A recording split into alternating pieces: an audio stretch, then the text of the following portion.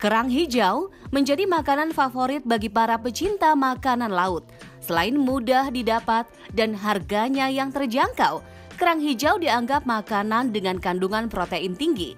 Ada banyak jenis kerang yang bisa dikonsumsi. Pada segmen kali ini, Dr. Ferawati Sudarma, spesialis gizi, akan menjelaskan seluk-beluk kerang hijau lengkap dengan mitos dan faktanya. 30% bagian dari kerang hijau ini baru adalah daging kerang hijau. Dari daging tersebut, 60%-nya adalah protein. Jadi sangat tinggi sekali apabila kita bandingkan dengan kandungan protein pada jenis protein hewani lainnya. Pada 100 gram daging kerang hanya mengandung 150 kalori dan tidak mengandung karbohidrat sama sekali atau hanya sedikit sekali karbohidrat. Selain itu terdapat juga kandungan vitamin dan lengkap sekali vitaminnya, yaitu vitamin A, vitamin B12, vitamin C, vitamin D yang sangat tinggi, vitamin K dan E yang mungkin hanya sedikit saja. Dan jangan lupa, dalam kerang ini makromineral seperti natrium, kalium, kalsium, magnesium, zat besi, dan juga mikromineral seperti selenium dan zinc. Dan jangan lupa semuanya itu tergantung dalam kerang hijau yang sangat tinggi akan nutriennya. Meskipun begitu banyak kelebihan dari kerang hijau, mengapa sih kita tetap harus waspada ketika kita mengonsumsi kerang hijau? Yang pertama tentu saja, walaupun FAO tidak mengklasifikasikan kerang hijau dalam salah satu jenis bahan makanan yang tinggi akan logam berat, tetapi harus diketahui kandungan logam berat dari kerang hijau tergantung dari mana asal dari kerang hijau tersebut. Berbagai penelitian menunjukkan bahwa kerang hijau, terutama di daerah pesisir utara Jawa, mengandung tinggi sekali logam beratnya. Hal tersebut sudah terkonfirmasi dari berbagai macam penelitian. Penelitian tersebut membandingkan kadar dari logam berat pada daerah-daerah seperti Jakarta, kemudian Brebes, kemudian Demak, Cirebon, dan juga di Banten. Ternyata di Teluk Jakarta kandungan logam beratnya lebih tinggi daripada daerah-daerah yang lainnya. Oleh karena itu, ketika kita mengonsumsi kerang hijau, perlu dipertimbangkan dari mana kerang hijau tersebut berasal. Beragam mitos dan juga fakta tentang manfaat dan juga akibat dalam mengonsumsi kerang hijau. Satu di antaranya, kerang hijau membantu mencegah anemia. Fakta. Mengapa? Karena dalam kerang hijau ini ternyata banyak sekali kandungan gizinya yang dapat mencegah terjadi anemia. Pertama adalah protein. Ternyata kandungan protein dalam kerang hijau lebih tinggi daripada kandungan protein pada sapi, ayam, ikan, dan lainnya. Dan yang kedua tentu saja kandungan dari B12 dan juga zat besinya. Selain itu terdapat juga kandungan vitamin C. Semua hal tersebut akan membantu terbentuknya sel darah dalam tubuh seseorang dan akan mencegah terjadinya anemia. Waspada bagi Anda yang memiliki asma, karena orang dengan asma rentan terpapar corona. Nah, ini ada kabar baik. Mitosnya rutin mengonsumsi kerang hijau dapat mengurangi gejala asma. Benarkah itu fakta atau mitos?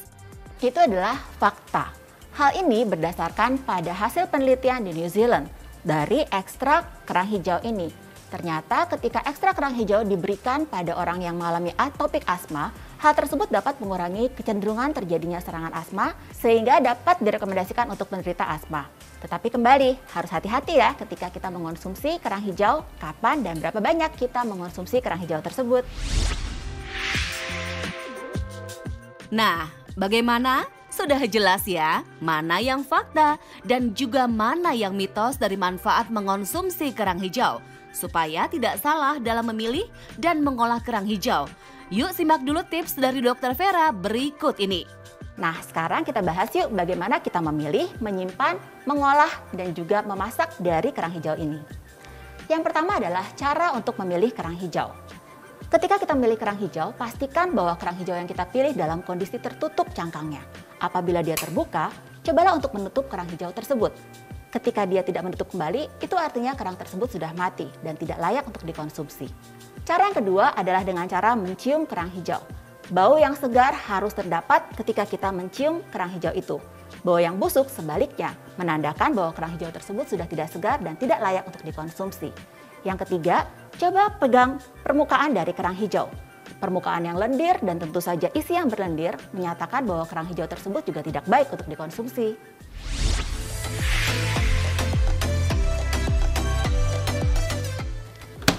Nah, Sekarang, bagaimana cara penyimpanannya? Penyimpanan yang terbaik ternyata menyimpan pada tempat yang tidak terlalu tertutup rapat. Biarkan sedikit udara mengalir agar daging kerang tidak rusak. Dan juga diharapkan terbaik adalah kita langsung mengolahnya ketika kita sudah membelinya. Dan apabila kita menyimpan, maksimal adalah selama 1 bulan. Sekarang kita akan coba untuk memasak satu hidangan dari kerang hijau yang praktis, mudah, dan tentu saja sehat. Sebelum kita mengolahnya, dianjurkan untuk merebus kerang hijau. Dari sebuah penelitian menyatakan bahwa untuk mempertahankan makronutrien dari kerang hijau ternyata paling bagus apabila kerang hijau tersebut direbus. Baru setelah itu dipanggang dan paling akhir adalah dibakar. Kerang hijau yang segar adalah kerang hijau ketika direbus maka cangkangnya akan terbuka. Ketika selesai direbus dan cangkangnya masih tertutup, menandakan kerang hijau tersebut tidak layak untuk dikonsumsi. Satu tip lagi adalah ketika kita merebus, boleh juga ditambahkan sedikit garam atau sedikit limau dan juga sedikit daun salam untuk mengurangi bau amis dari kerang hijau ini. Sebelum kita mulai, kita lihat ya bahan-bahannya. Yang pertama adalah bawang putih, kemudian bawang bombay,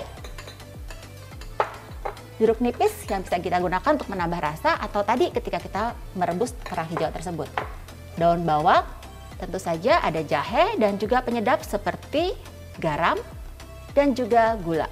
Dan minyak untuk menumis dan sedikit tepung maizena untuk mengentalkan. Yang pertama adalah kita panaskan wajan tentu saja, kemudian kita tambahkan sedikit minyak untuk menumis. Pilihlah minyak dengan kualitas bagus, diutamakan yang cocok untuk menumis. Setelah minyak cukup panas, kita bisa menambahkan bawang putih dan bawang bombay.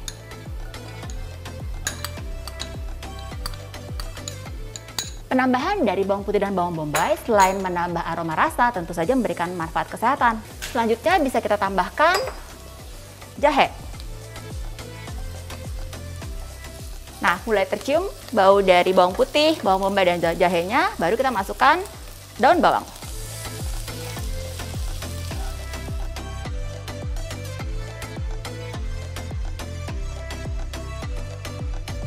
Terakhir kita masukkan si kerang hijaunya.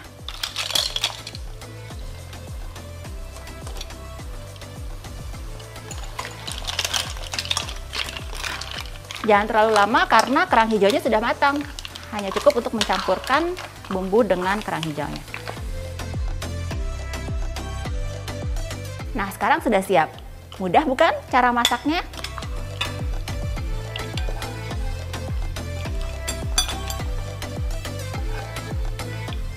Ingat, walaupun kerang tinggi akan proteinnya, tetapi jangan mengandalkan kerang sebagai sumber protein dalam kehidupan sehari-hari. Saya Dr. Ferawati Sudarma, spesialis gizi klinik untuk Hidup Sehat Plus.